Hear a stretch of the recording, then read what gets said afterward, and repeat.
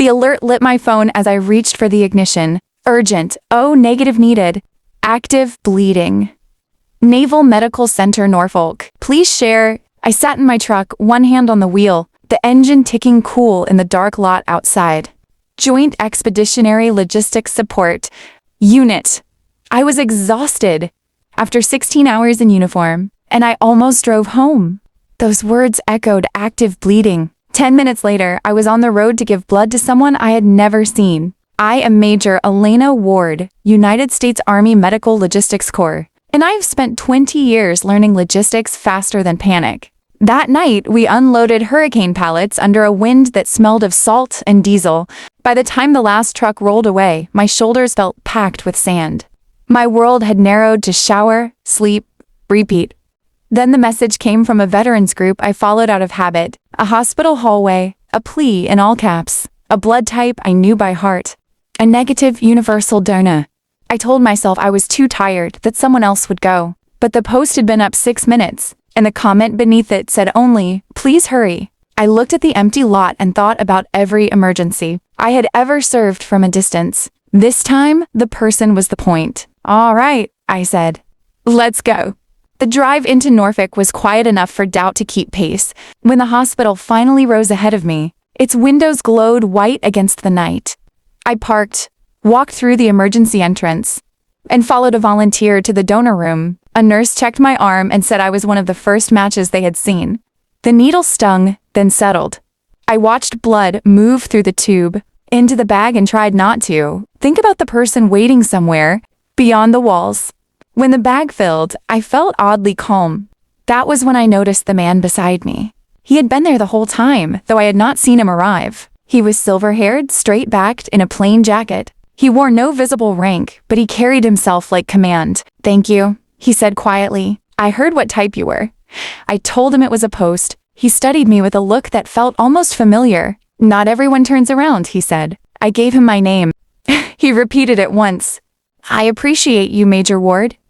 Then the nurse came to tell him the transfusion was helping, and his shoulders dropped by a fraction. I drove home with a sore arm and a strange lightness in my chest. The next morning, the routine resumed.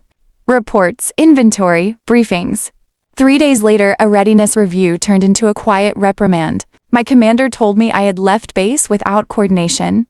He called the decision personal. He called the reassignment temporary. I did not argue. I went to admin support and spent the next 2 weeks buried in spreadsheets.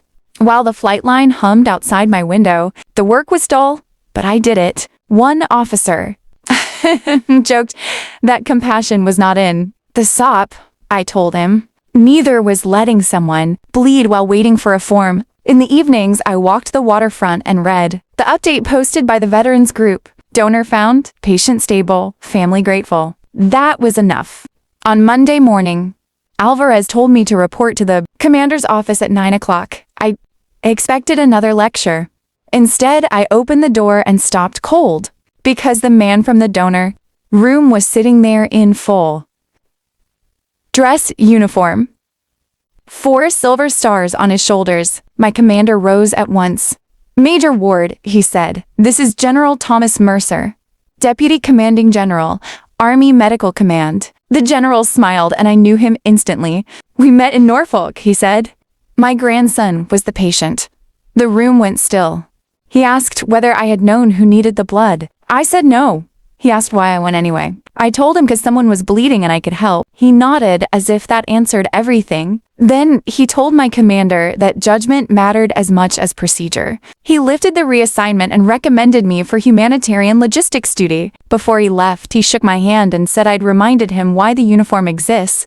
By dusk, I was back on the operations floor, the noise of engines and radios wrapping around me like home. A new directive followed, allowing officers to act on urgent civilian needs when time could not wait. I helped draft it. I carried the letter from the patient's family in my desk drawer for weeks. It said the boy was in school and wanted to grow up like the stranger who helped him. I have thought about that more than any medal. Some choices do not look heroic when you make them. They look like a truck in a dark lot, a phone screen, and a woman deciding not to drive past.